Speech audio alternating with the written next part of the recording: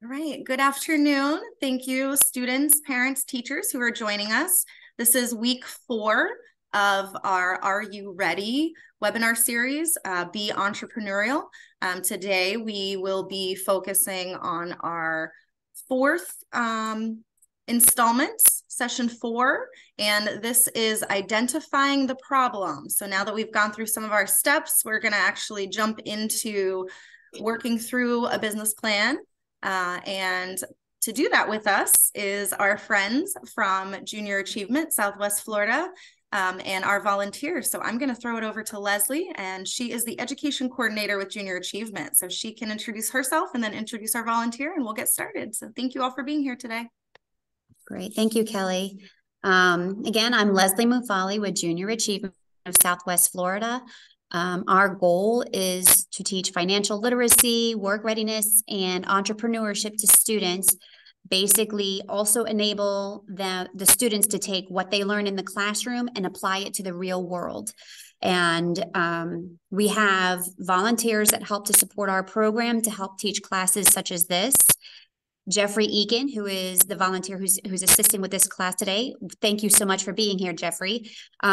He is one of our volunteers, devoted his career in providing businesses, nonprofits, and governments with financing for growth.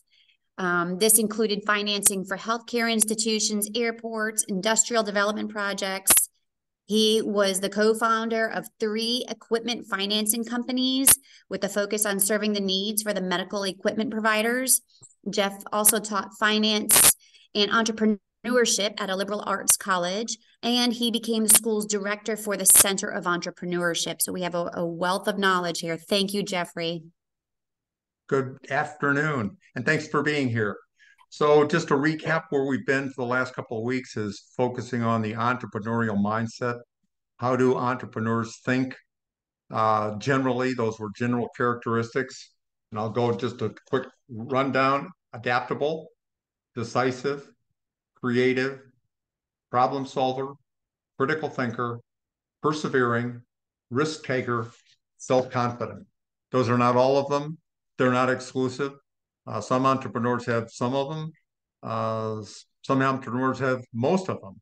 But the most important thing that we talked about is that entrepreneurs are problem solvers. They see, and in fact, I think I mentioned, I have an aversion to using the word problem because problem to me is sort of a defeatist attitude, and I tend to be a positive thinker. So I look at, quote, problems as opportunities, problems as challenges, and ask the questions, why not? Why can't we solve this? What if we did this? What if we did that? We're now into the creative part of the entrepreneurial mindset. And what you'll find is that we're going to be talking about things in a very positive way. I hope last week you were able to work on your entrepreneurial action plan, your mindset action plan, and we'll move forward from there. So you want to, I didn't bring up my, I got to go do that right now. My JA Be Entrepreneurial. We were chatting away and I forgot to do it. See, that's what happens when you get a little relaxed.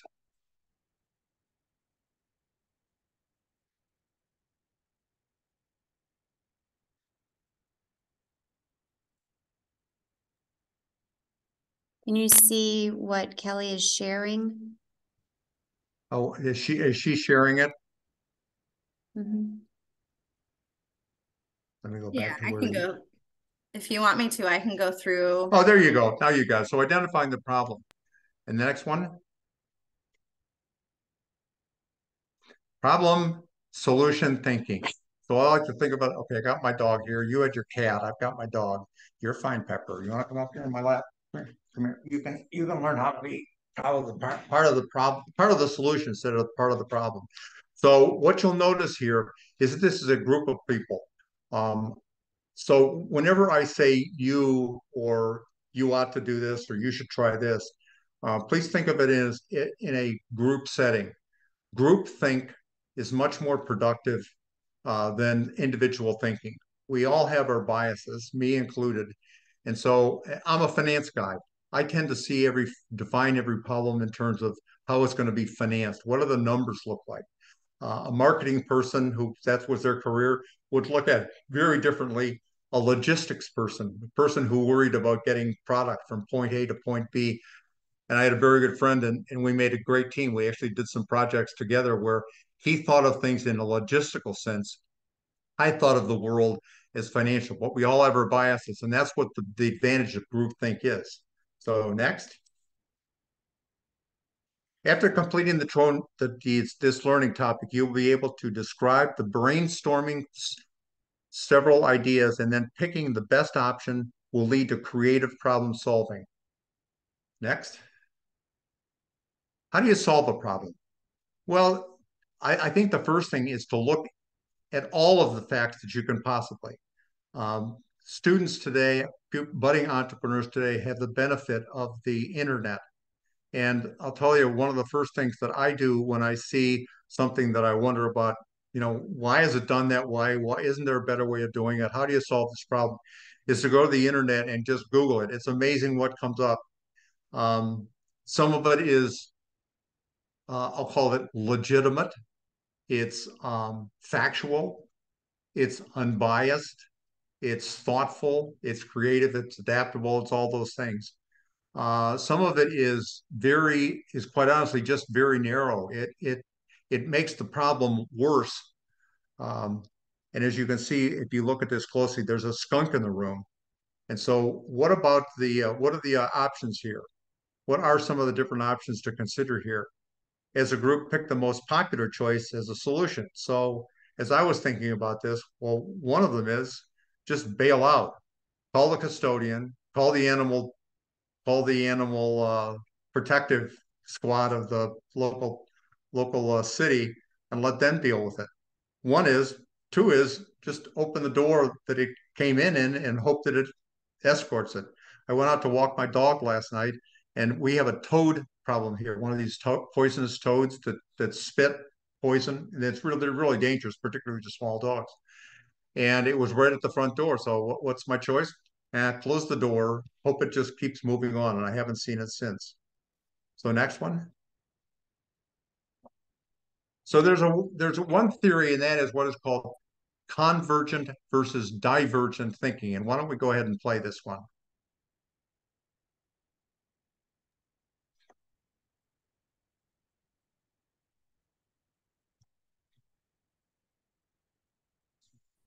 Divergent and convergent thinking is the most fundamental element of creative problem solving. Most of us who work in complex organizations are very well trained from an analytic perspective.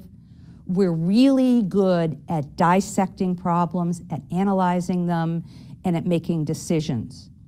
What we culturally are not as well trained in is coming up with ideas and developing a climate in which it is safe to come up with ideas. Convergent and divergent thinking are different parts of the same process of coming up with ideas and thinking about what you want to do with those ideas. And the best way to explain divergent and convergent thinking is to have you do an exercise. So if you could all stand up for me, please. The first thing we do is reach for the sky. So it's reach, reach, reach, reach, reach, reach, reach, reach, reach, stretch, stretch, stretch, stretch, stretch, and now bend over and to the best of your ability, touch your toes. Are you doing it? And just hang for a minute. Think a little bit about what you're feeling in your body as you do this. All right, and make yourselves comfortable in your chairs. What happened when you were reaching for the stars? What did that feel like in your body? Empowering. Empowering? It felt good. It felt good. What was good about it? It felt like I was stretching some muscles that I haven't stretched in a while. Excellent. Anybody else? One more. It felt like it was waking me up. Waking you up. Divergent thinking, in essence, is coming up with ideas, going out and exploring possibilities. And to come up with new ideas, you generally have to reach out there, and you have to go up, and you have to be in an expansive place where there is some blue sky. And what about when you bent over to touch your toes? Heavy. Heavy? Depressing. Depressing? Restrictive. More restrictive. Convergent thinking is about taking ideas, thinking about them, reflecting on them, improving them, and coming up with decisions. In yoga, the bent over positions are known as the more reflective positions. So convergent thinking is that part of the process when you are more reflective, when you are more analytic. Can you reach for the sky and touch your toes at the same time? No? It's like a craziness, right? Makes no sense. You're one place and then you're the other, and they are quite different. Coming up with new ideas and making decisions about them are very different things. Yet, what happens typically in a meeting? We try to do both at the same time. Someone says, we need some ideas.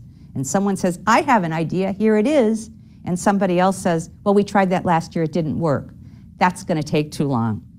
Too expensive. And by then, no one's ever gonna have another idea, ever. Have we all been to that meeting? We're putting our foot on the gas and the brake, gas and the brake. We're reaching up, we're reaching down. It fundamentally shuts down anyone from having an idea because they're already anticipating that someone is going to have a reason not to go for it. And it doesn't give anyone the opportunity to really explore. So one of the essential rules when you're trying to come up with ideas is spend a certain amount of time, whatever it is, coming up with ideas, not judging them, not holding them back, and then separating that distinctly and deliberately from the process of taking that idea and evaluating it and doing something with it. So now I'm in the next one. So the one thing, my takeaway there was, and here you can see problem, divergent thinking, and then convergent thinking coming to a solution. The one word that I took away from there, come here, come here, come here, come here, come here, come here, she wants to be up here with me, was the word safe. You heard her say that in a meeting when you ask for ideas and someone brings up an idea that has the courage, the first one, it's always the first one. Who has a question? Nobody wants to be the first one to ask the question, but you're all sitting there going, well, I'd really like to know about this, or I'd really like to know about this, or I have an idea, but people will think it's silly. It has to be a safe place where you can throw out ideas and you won't be criticized for it. So remember that as you're sitting there with your idea, not to judge, even if it has been tried last year. I've got a story about the last years of a couple of businesses where at one point in time, the idea would have been really silly, but the next year, the world had changed and it was ready for that otherwise silly idea. So when you look to solve a problem and look for the problem and solution combination, you have to be very observant of what is really going on. And that's part of the problem definition part of it. Where is the pain? Who has it? And what is it exactly? Not from your standpoint only, but from others. And that's where groupthink, having a bunch of other people who will take a different perspective, come in handy. Try not to do it alone. Seek advice from the customer or someone who might be a customer, someone who's a potential supplier, or someone who's in a totally different business that just has good judgment and can help you parse through what makes sense and what doesn't make sense. Your partner, and as I said, read information online. So we come down with all the solutions, with all the possibilities, and then we narrow those down. So we define the problem thoroughly. I underline thoroughly, or as much as we can. She also made an interesting remark about setting aside a time. Okay, we're going to spend the next 10 minutes. That's probably a little short.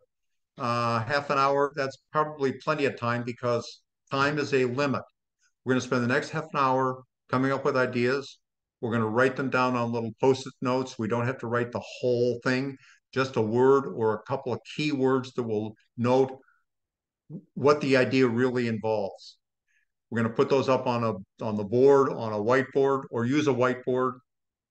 Don't rush to the solution. Look for what comes to mind. So when it may be just what pain is being experienced by the potential customer. Consider different perspectives, create a wide number of potential solutions, and embedded in all these ideas, it's sort of leading, but it doesn't need to get into all of the details of a solution. Research restrictions or limitations, and by that, I would include Googling it. Set somebody aside. So while the group is looking up ideas, say, would you go Google that? and see if anybody's already in that space. Would you Google that and see whether there are any patents in that? So a patent is a legal document that gives one person the right. Probably you would be most familiar with it in the area of pharmaceutical drugs. Company comes up with a pharmaceutical drug, they're allowed to produce that, and no one is allowed to copy that, according to the patent. No one's allowed to copy that for 17 years. After that 17 years, that they get a monopoly for 17 years for all the time and money they invested. After that, that's when you get generic drugs. Reasons, their locations, narrowed down to the best fit. So next one. Let's skip this one because I don't think making toast is that much of a challenge. Skip this and skip the next one. And then they use the term design thinking. This is a multi-step process by which they go through, and it just happens to be called design thinking. It's one of, I don't know how many. Read the books, Google it online. The one I happen to like, it's called, now its name escapes me. I'll think of it. It's just a way of thinking about one of the ways. It's called headline news. You write the headline news 5 years from now. What would be the headline news about you or your business or your solution? Student solves busing problem in Collier County. That's the headline news.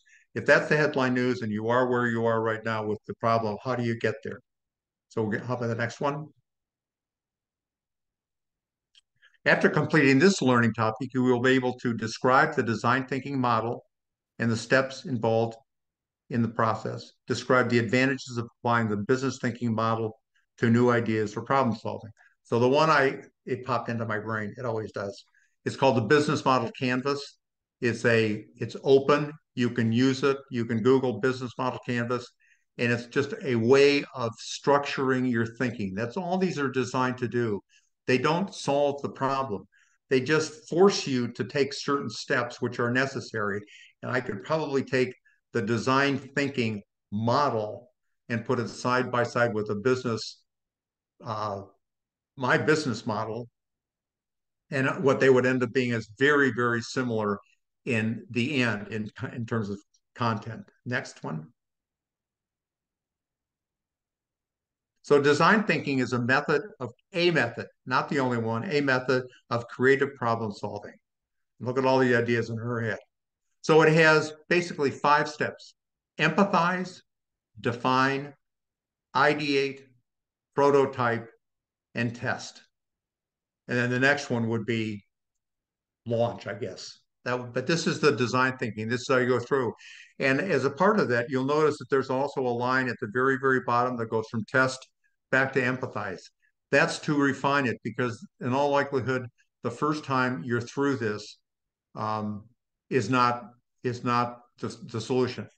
I happen to be familiar with a company called 6T, SIXT, and I saw the ad during the Super Bowl, and it was for a car rental agency that was going to rent not a car. They poo-pooed renting a car, and they were going to rent the car, a BMW, a Mercedes, an Audi, a Bentley.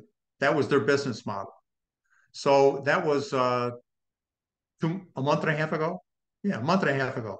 I went there today to see where they were. The business model today is they offer cars on a daily basis, the same as rental cars, except they do it much cheaper. So this is for people who may very well want the car for a week, 2 weeks, and then go. So they're right back into the rental car business. They have BMWs, they have Audis, they also have Nissans and RAV4s and Hyundais and everything else.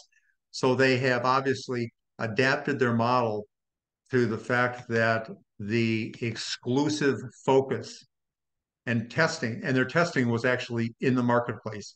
And this is a company which has raised tens and tens of millions of dollars. When they actually got to the marketplace, found out that the business model that they had was not exactly, the response was not exactly what they thought it was going to be. So they are now back to the car rental business. They have some twists on it. You can pick up and deliver the car anywhere you want.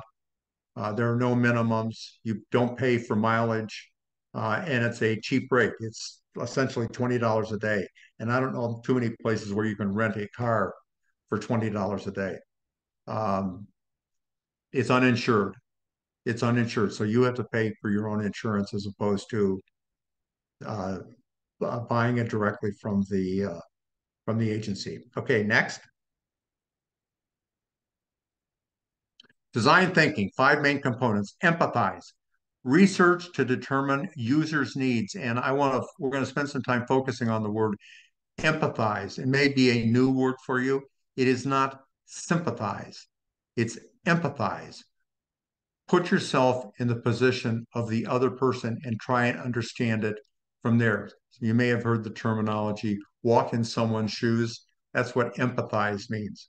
Define, state the problem, ideate, brainstorm many creative solutions, which we've already talked about, prototype, what I call the minimum viable product, the least expensive model, quote, model that you can make of your product. If it's a product, it's a model.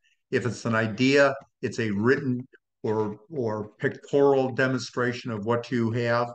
If it was a phone application, it would be drawings of phones side by side, depicting in your own handwriting what is showing up in each one of these. The phone doesn't have to do it. You just have to demonstrate that if you were on your phone, this is what would be happening. So that's the prototype, minimum viable product. And test.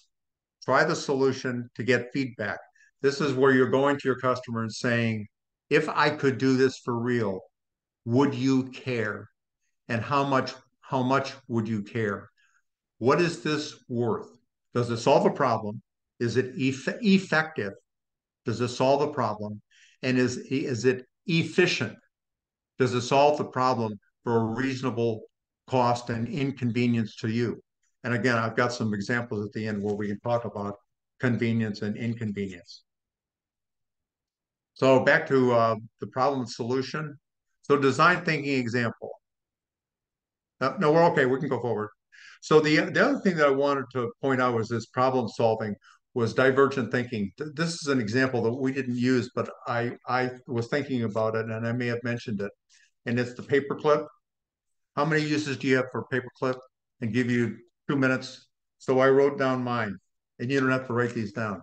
This is what you can use a paperclip for. A paperclip, a bobby pin, a screwdriver head, a pen with ink or blood, a tattoo pen. That's what they do in prison. They use paperclips.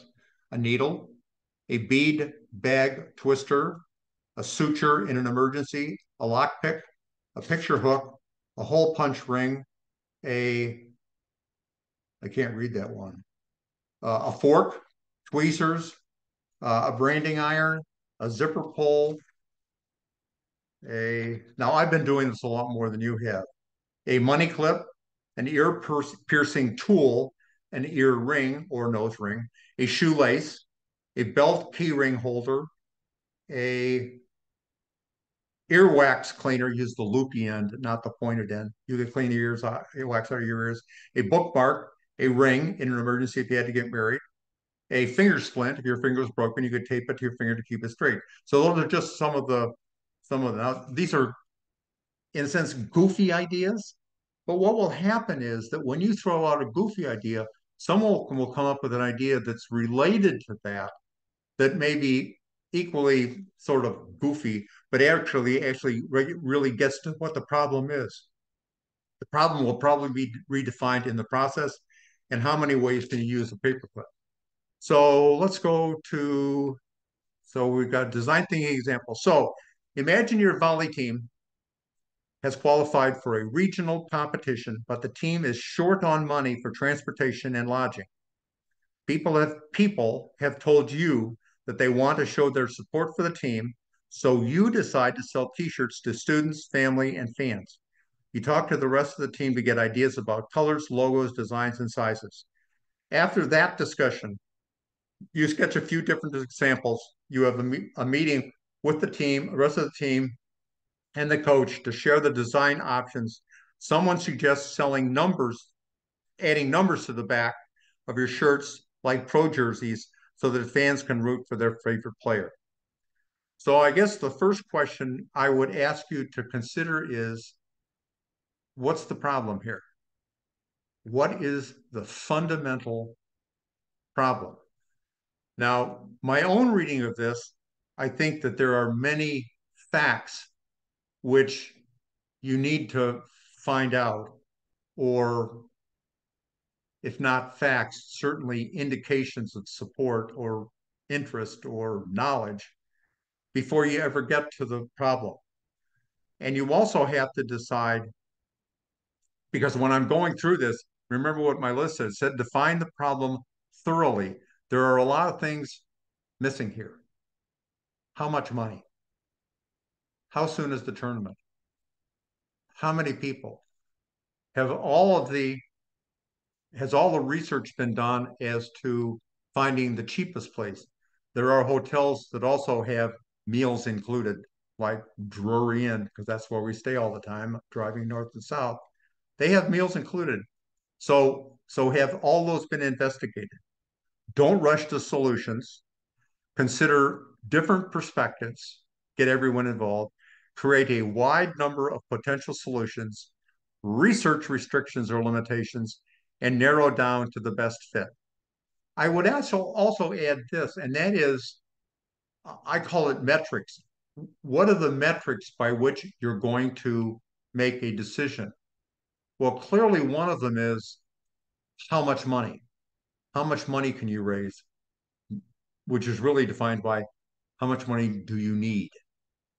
Is it the amount of time that you have to do this, to execute before the tournament? Is it technology in the broadest sense of the word? And we'll talk about that in a minute as it comes to creating t-shirts with a unique design and then adding numbers, because there's a technology component to that. It's low tech. Are there legal issues? Are you allowed to do this? Is there anything in this process which would otherwise jeopardize the standing of any of these athletes, not as amateurs?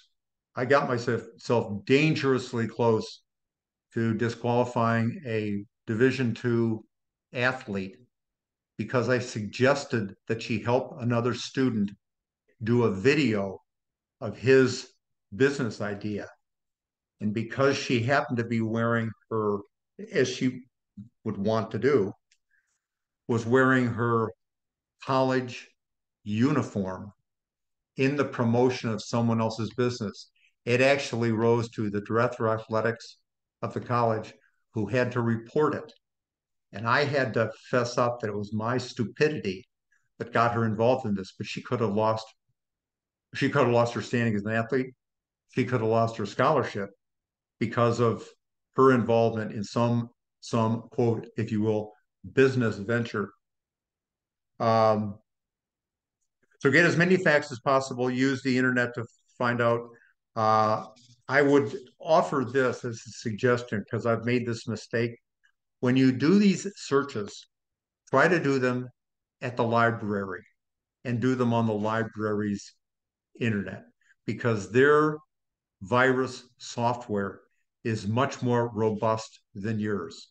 And what I did was I did some fairly wide-ranging searches and toggled on some places that were just scams, and all I did was bring viruses into my computer. There's a less chance of doing that when you're just doing a wide-ranging search. There's less chance of that happening if you do it on the library's computer. Find out if somebody is already in the space, and make sure that there's, that it's not a nonsense idea. But we already went through the making toast, and we're already up to the. I'm just leafing through here. Hang on a second. Design thinking is okay. So we're up to the volleyball tournament. So I will try not to be critical of junior achievement, but there's a whole host of things that are missing here before you're even in a position. And I think I've already mentioned some of them. How much money do you need? How much money? I'm assuming that the parents have come up with as much as they're going to. Now, interesting, Leslie was just back from a volleyball tournament, girls volleyball tournament in Louisville, Kentucky. And in that case, it's a club team. I'm assuming this is a high school team. That is it's an official team of the high school. It's not a that has limited funding. It's not a club team where in club sports parents pay. So this would never have come up in a club sport. Parents pay for everything. So how much? So when is this? How much time do we have? When they talk about people, who people? And probably the hot button for me was when I read and it said there were a bunch of people that wanted to show their support, so you decided. Um, Up till now, we've talked about the importance of team think, of group think, of brainstorming. You decide to sell t-shirts. Having had some experience with t-shirts and having had some experience, we were talking about this beforehand, Leslie and Kelly and I, about selling product to raise money. One of the most noted and successful selling operations is Girl Scout cookies. It's a great success. It's a great fundraiser for Girl Scouts. As a buyer of cookies, it's a terrible decision. It's not a logical decision because, and you can check this out, a box of Oreos sells for 28 cents per ounce. So for every ounce in an Oreos box, wherein there are a lot of cookies and it's a big box. A Girl Scout cookie box is much smaller and they sell for $1.30. So 4 times, you're overpaying by 4 times. And that is the nature of selling product to raise money. To make any money, you have to sell things for far more than they're worth. And the Boy Scouts do it, and the Girl Scouts do it, and teams do it, and everybody that sells stuff on the street is selling it for a grossly inflated price.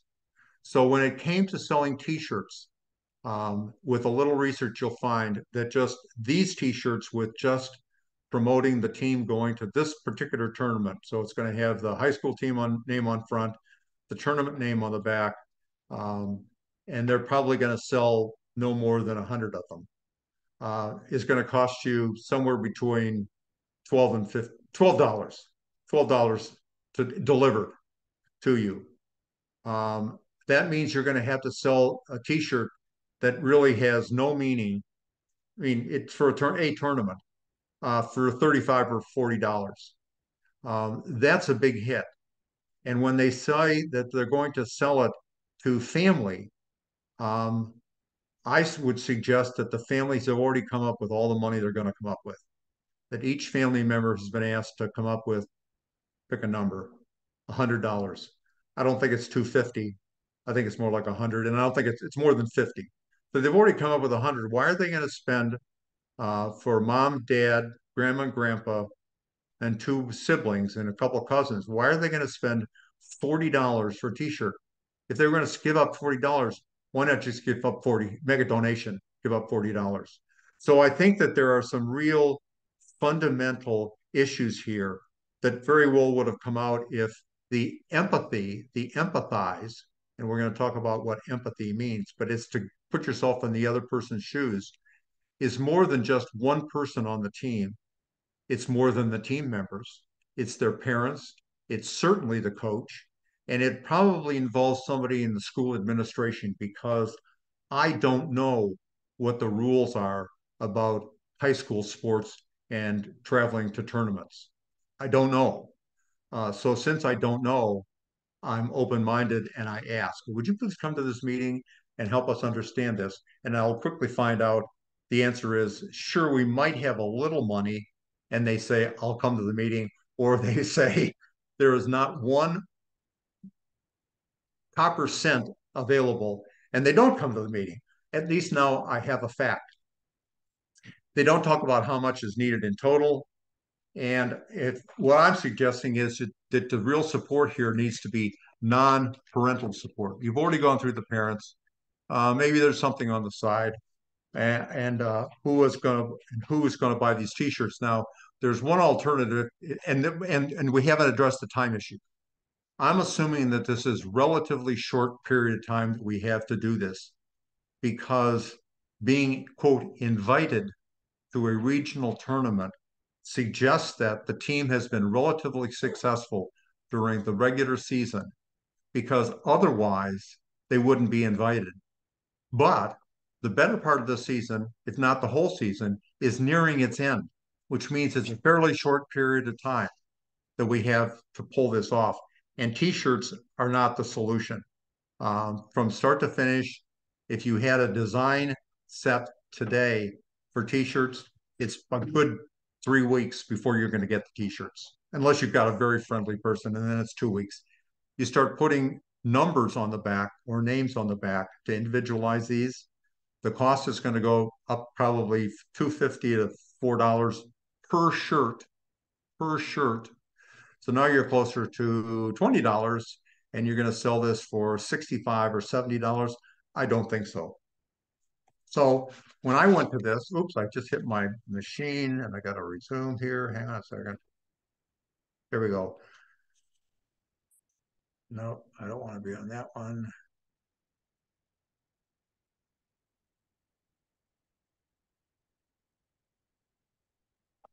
I got back to the right one. So let's go to the next one. So identifying the design thinking. So empathize. I want to spend some time here. We discussed this as a situation with, now when you start talking to teammates and friends and parents and merchants and the coach and maybe somebody that you know from another team that has already gone through this, you talk to everyone to understand the fans' desire to show their support. What does that mean constructively? And what does it mean because you may find that people will say, here's 20, you know something, I'm glad to hear you made the tournament. Here's $20, put it in the pot. I don't need a t-shirt. I don't need a pin. I don't need rah-rah, Corley's. I don't need any of that. Here's $20 and be done with it, because that's probably what you're hoping to make every time you do this. So the other one is to determine the volleyball team's root problem was not enough money, although we don't know how much it is. ID considered different ways to raise money. I don't know that there were any other ideas considered other than T-shirts as a creative solution, and barnstormed how to produce the shirts. The problem is not how to produce the shirts. The problem is how to make money selling shirts. Prototype it. The one thing that wasn't in here about ideate is, how do you sell shirts? How do you sell shirts? Sell them at the high school? Who's at the high school? Other students. I don't think other students have $45 to spend for a t-shirt. So you need to get out of the community. Where? Well, around Naples, if you go to Wins is very good at allowing people to sell. Wins on about 5th, 7th North and Trail, almost in downtown Naples, is very good. I don't know. Quite honestly, I don't know about Publix, whether they allow people to sell stuff there. Again, this is what somebody needs. Oh, I know what we'll do. We'll sell in front of Publix without calling the store manager and saying, this is what we'd like to do. We're going to be there for 2 hours between the hours of 5 and 7 so we can catch the dinner crowd, and we'll clean up after ourselves. And we'll sign all the waivers. Adults will have to sign the waivers. They will not take a waiver, meaning if somebody trips and falls over your table and injures themselves, that's your problem, not Publix's problem. They're not going to allow a 16-year-old to sign a waiver, so some parent is going to have to sign that. We don't know those things. So prototyping here is pretty hard. I don't know how you do a prototype other than you draw it up, but you're drawing it up for the producer, not for customers. And then testing it. Again, testing it is a tough one because of the time constraint, which I think is short. Why don't we go to the next one and run that video?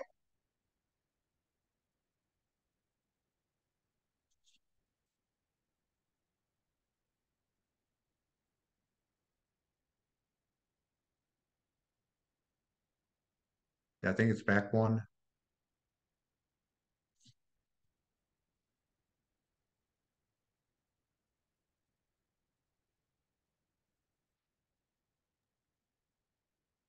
It seems like it's kicked me out of the presentation. Okay, why don't you see if you can get back in? Yeah, let me stop sharing and see if I can get back in, and then Okay. Jeffrey, I'll just let you keep talking. So take my comment as, again, I don't want to come across as being critical of junior achievement, but there's trying to solve a problem when you don't have all the facts. You can see what the problem is, trying to solve the problem when you don't have all the facts. How much money do we need to raise? So in my own way of thinking, you probably need, and we're going to get up to we're not going to get up to problem solution for a while here. But in my own way of thinking, you're probably a couple $1,000s short. You probably needed to raise $1,000.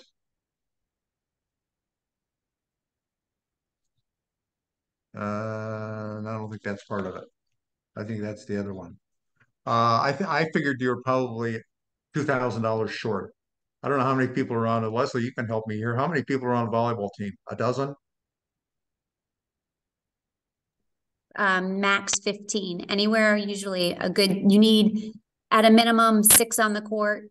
Max team roster is 15. So you just brought up an interesting point, and that is that sometimes you can't get the facts, but you need to have a fact to work against. You need to have some sense of how many dollars are we talking about. And there's a difference between I need to raise $1,000 and I need to raise $10,000. Well, I knew it wasn't 1,000 because I guess 12. At 12 members on a team, that's $80 a parent. You got to be able to come up with even if the parents had to go to grandparents, which I have done often with my grandkids. Hey, Kayla needs this, Tyler needs that, Wyatt needs this, and said, sure, I'll write a check to come up with the required $300 that they were supposed to donate, take it off the parents. You need to make what are called, and I heard this term from General Schwarzkopf, who was the commander-in-chief of the American forces in the invasion of Iraq.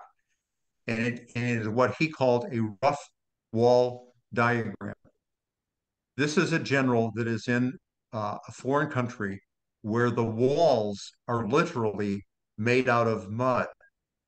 So to think that you could have a precise diagram of where troops are and where the line is and where troops are going to go, where the line is on a wall that is made out of mud is sort of silly. So he used the term, this is a rough wall diagram. I know about where they are. I know about where they're going. They're going to improvise along the way. And I hope that they get to this other line. So when you have to make these, that's all I did. I didn't Google how many people on a volleyball team. I knew it was more than 10, and I knew it was less than 20. So I picked a number, 12. What does it cost them to stay overnight? I figured it was a 3-day tournament. I happened to be dead on. So they need motel rooms for 2 nights, doubles, 2 girls per bed. What they can get in meals, they could probably get the local McDonald's in Naples to give them coupons to shop at the local McDonald's in, I called it Orlando. They're not traveling to Atlanta, Georgia. They're traveling to Orlando, Florida, maybe Tallahassee. And I came up with the number. It's going to cost them $3,000 to do that. It would be interesting to know from Leslie what that actually cost them. Probably more than that because they stayed in nicer places and didn't quadruple up in beds. You make judgments, and then when you actually find out the fact, because if you sit around and wait until you have all of the facts at your disposal, you'll wait a very long time. So did we find that design thinking? No, that's not. Oh, in 90 seconds. Yeah, that's it. Why don't we play that? Design strategy is about thinking differently, putting yourself in your customer's shoes to design solutions that not only fit their needs but delight them by empathizing through observing people in real-life scenarios like shopping or through open-ended interviews to uncover what people do rather than what they want. Because if you ask people what they want, they don't necessarily know. By immersing yourself in your customer's world, you can understand their needs, gains and pains. How? 1. Empathise. Immerse yourself in your customer's world. 2. Define the non-obvious insights. 3. Ideate. Brainstorm solutions.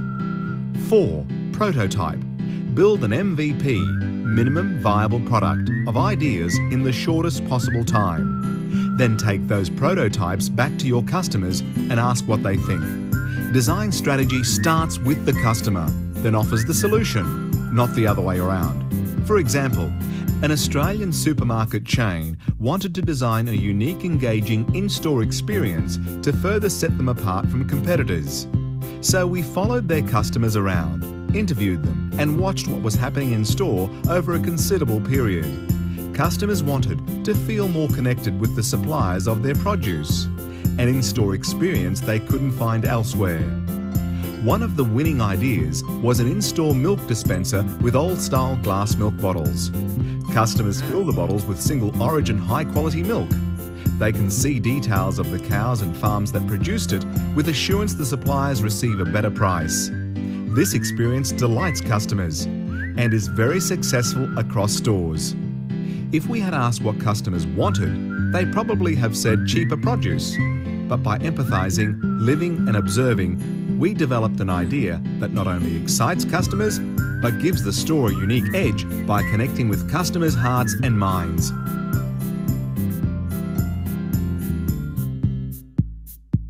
Okay, let's go to the next one.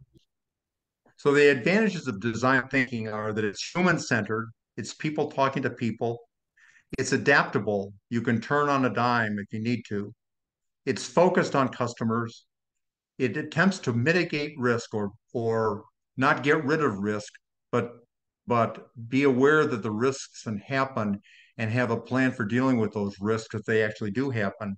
And it allows you to fail fast. There's a saying in the venture capital community, fail early, fail cheap. In other words, fail before you fail, meaning this is not a good idea. It's not going to work. It's not better, faster, cheaper. So how about the next one? And next one. So after completing this learning topic, you'll be able to describe the empathize step in the design thinking problem-solving model and demonstrate how to an empathy map. So the next one, so empathize, and then the next one. Empathy is understanding the thoughts, feelings, and experiences of other people by looking at the situation from their perspective. It is not sympathy. Sympathy is, I am very sorry to hear about your situation. I am very sorry to hear about the death of your grandfather. That's sympathy. Empathy is, I understand your situation. So if it happens to be a loss in the family, I understand what you're going through. I've lost my grandmother, my grandfather, my parent, a sibling. I understand you. So going back to this idea of listening to your customers, the example that always comes to mind is way, way, way before your time. Back in the 70s, Ford Motor Company was looking for a car to compete with probably Pontiac, the upper scale, nicer detail. So they went to customers, mostly men, that's who bought cars in the 1970s, and they asked them what they wanted. And what the men answered was, I want a luxury car. I want to be able to sit 6 people. I want this, I want that, I want this. So Ford spent years designing a company called the Edsel, named after Edsel Ford, who was Henry Ford's brother. So they built the Edsel and they introduced it. And it was an absolute total flop. Not only was it not a particularly good car, but the same year they introduced the Mustang, which was a real shot in the dark. It was a car designed to compete against the Corvette. Not entirely because it wasn't a muscle car, but it was designed to compete as a sports car. And interestingly enough, in 1964, so that was 50 years ago, almost 60 years ago, they introduced it. It was a phenomenal, phenomenal, off the charts. Can't get enough of them. build new factories, success for Ford Motor Company. So the problem with listening to people and what they want is that you have a choice. You can believe them or you cannot believe them. And that's unfortunately, testing a car is not an easy experience. Probably takes them, at that time, probably took them 6 or 7 years from the time they finally approved a design to actually roll a car off of the assembly line. Probably took them 6 years to do that. So that's the challenge doing that in doing that. So who are the people that you're going to want to contact? Teammates, parents, community general, community business.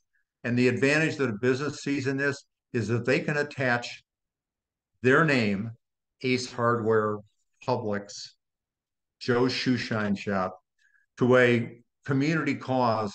People will more than likely either discover your business, that business, or they will try it out. Thank you. Also, former player. So why don't we skip the next one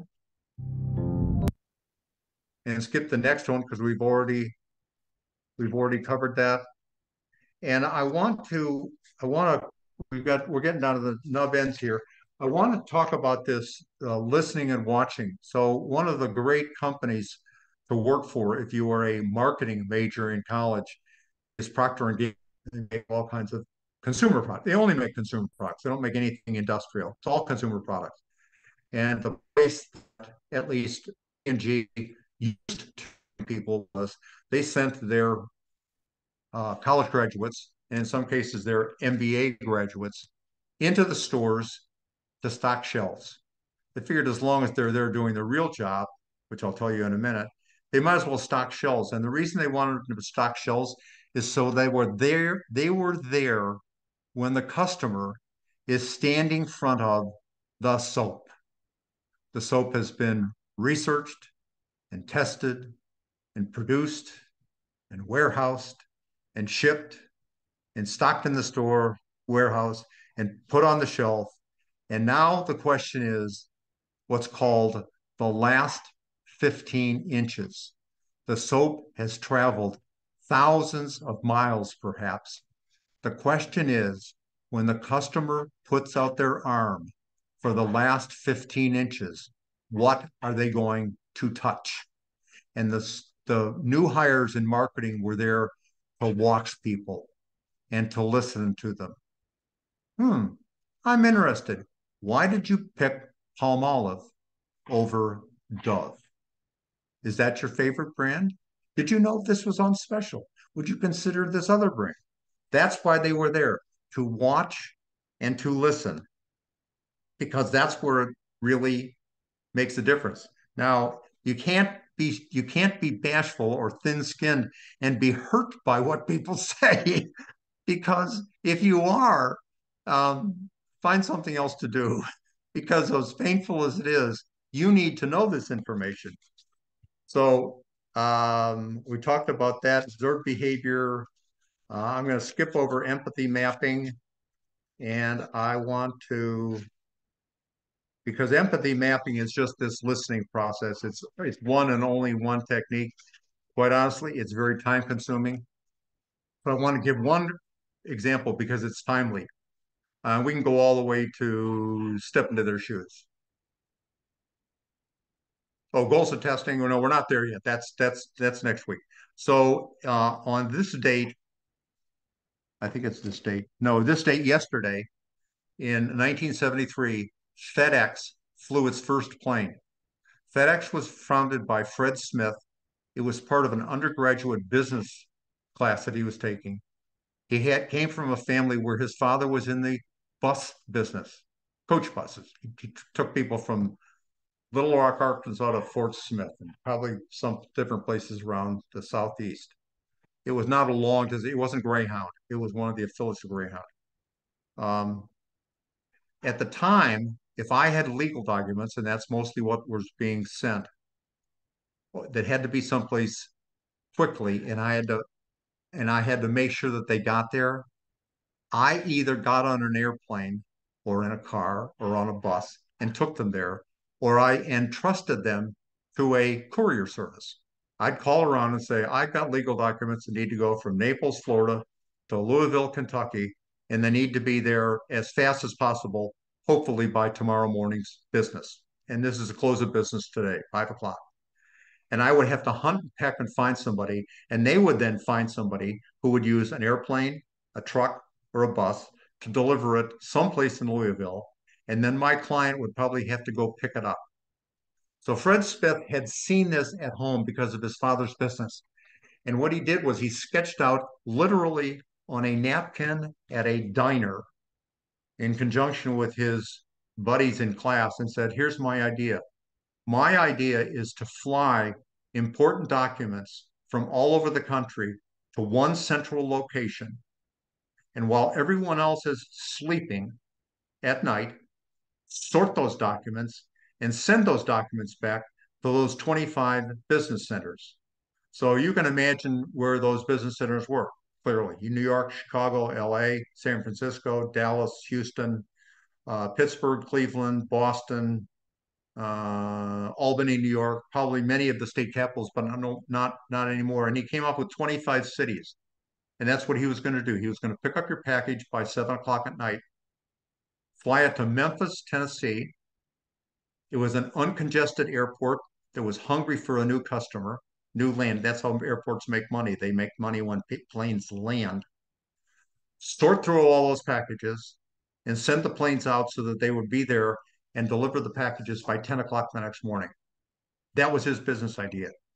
He started with $4 million of his own money from his father. When his father passed away, he inherited that money. He raised $91 million. That sounds like a lot of money. And in 1973, it was an enormous amount of money. And he started the company with 14 jets. He get Lear 25s. It's a relatively small plane. You can't do any work on the plane because you can't stand up in it. You crawl into the plane, you have a seat, but you can't work on the plane as you can today. Today, FedEx is in the general goods distribution. You can buy stuff on Amazon and it's delivered. FedEx delivers for the post office. And today it has 1.5 million employees around the world, 500,000 employees around the world. And their jets they have over 700 planes. And what they do now is they fly to a lot more places, but they also work on the plane so that by the time the plane lands, the goodies are already sorted and all they're doing in Memphis. And a lot of these planes still go to Memphis. A lot of them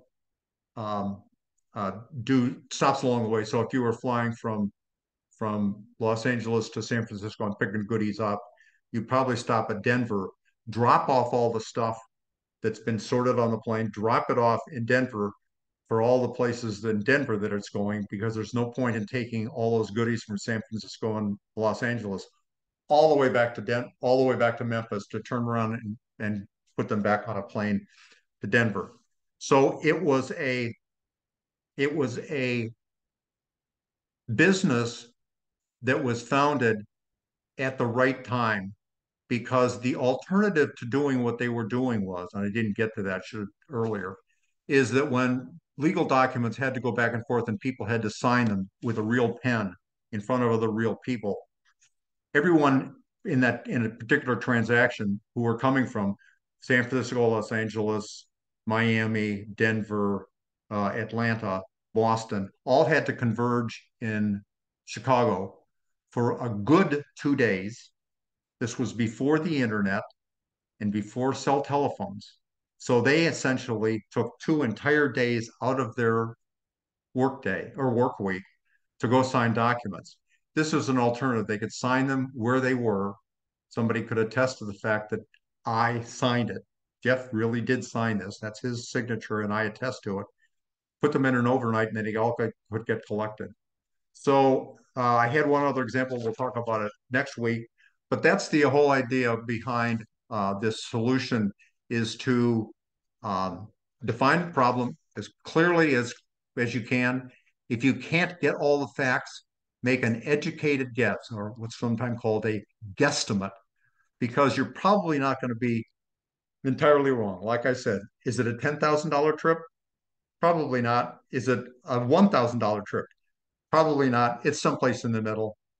Let's call it $3,000. Let's call it $4,000 and work from there. If I'm wrong, I'll adapt. I'll change. But until then, I'm not going to stop the whole process. Empathize with as many people as you possibly can. Come up with solutions, test those solutions, and then prototype. That's all I've got for today. Thank you for your attention. And we'll get back to next, which is exploring the actually solutions. That's all I got. Thank you. Thank you everyone for tuning in, and we look forward to seeing you next Tuesday, same time and place, 4 o'clock to 5 o'clock. And we will jump into week 5 next week. So hope to see you all then. Thank you, Jeffrey. Thank you, Leslie. Bye. Thank you, Kelly. Thank you, Leslie. I'm glad that worked. Your